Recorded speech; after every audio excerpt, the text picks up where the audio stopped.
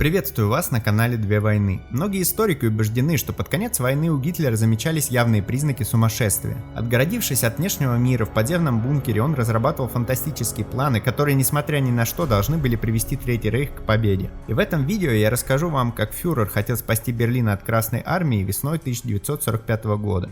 Феликс Штайнер с марта 1943 года был командующим 3-го танкового корпуса СС. В октябре 1944 он тяжело заболел и сдал командование. В феврале 1945 Штайнер был назначен командующим 11-й армией, на которую Гитлер и все еще возлагал большие надежды. Контрудар 11-й армии закончился полным провалом, что привело к смещению Штайнера с должности. Однако в конце марта командование группы армии Висла назначило обергруппенфюрера СС командующим уцелевшими остатками войск 15-й и 33-й пехотных дивизий СС, получившими название группы Штайнера. Фюрер узнал о возникновении группы 20 апреля, в свой последний день рождения, и решил, что судьба дает ему еще один шанс. Малочисленные войска под командованием Штайнера были названы армией и стали спешно усиливаться. В частности, в группу влились 7-й танково-гренадерский полк СС «Салар» и остатки 4-й дивизии СС «Полицай». Эти пополнения представляли собой жалкое зрелище, части были малочисленны и плохо вооружены. Состав новой армии был довольно-таки пестрым. В нее входили отряды фолькштурма, саперные батальоны и батальоны Люфтваффе.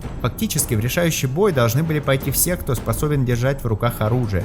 Гитлер даже хотел передать Штайнеру личную охрану Геринга, но охранники к этому времени уже разбежались. Оружия катастрофически не хватало. Когда наступление уже началось и к Штайнеру для подкрепления прибыли батальоны морской пехоты, их предписывалось вооружить.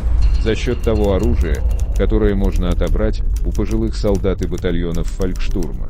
На эту разнородную и неорганизованную группу возлагались задачи спасти Берлин от окружения советскими войсками и изменить судьбу тысячелетнего рейха. Безумный приказ Гитлера. 21 апреля Гитлер отправил Штайнеру телеграмму с приказом начать наступление с целью установления сообщения с 56-м танковым корпусом. Боевой дух группе поддерживался приказом о немедленном расстреле офицеров, которые бы оставили свои части и отступили на запад. Самому Штайнеру тоже грозил расстрел за отказ подчиниться.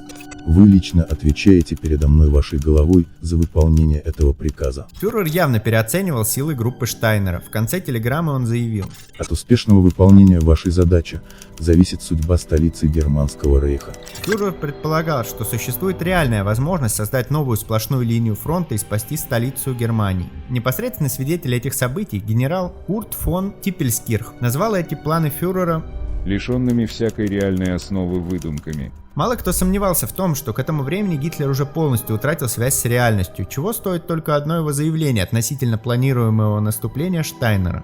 Русские потерпят у ворот Берлина самое большое поражение, самое кровавое поражение в своей истории. Бессмысленный приказ Гитлера привел в шок генерала Хейнрица, командующего группой армии Висла, и самого Феликса Штайнера. Есть свидетельство, что Хейнрице пытался протестовать, но был проигнорирован фюрером. 20 апреля у Штайнера еще была призрачная возможность нанести контрудары в разрыв, образовавшийся между 47-й и 1-й польскими армиями. В случае успеха это могло затормозить советское наступление. Но к моменту отправки телеграммы Штайнеру советские войска уже подошли к Берлину с севера. Вслед за первым Гитлер отправил и второй приказ. На группу дополнительно возлагались оборонительные задачи. Штайнер должен был защищать достаточно протяженный участок: Шпандау, Ораниенбург, Финофурт. Естественно, что группа Штайнера не справилась даже с первой задачей, поэтому все его приказы, маневры и атаки были лишь на бумаге и в голове Гитлера. Направление наступления переносилось западнее, вдоль Рейхсштрассе номер 109. К Штайнеру продолжали прибывать уцелевшие войска, части 3-й дивизии Кригсмарины и 15-й латышской дивизии СС. А 22 апреля Гитлер выразил неудовольствие тем, что наступление до сих пор откладывается. Хейнрице получил телеграмму с красноречивой фразой: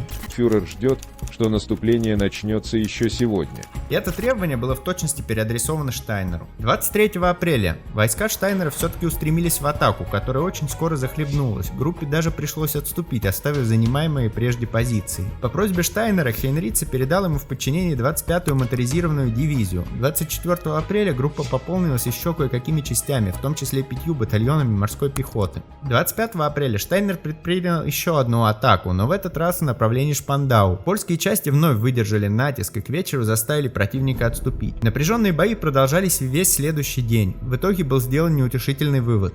Наступление 25-й танково-гренадерской дивизии не дало результатов.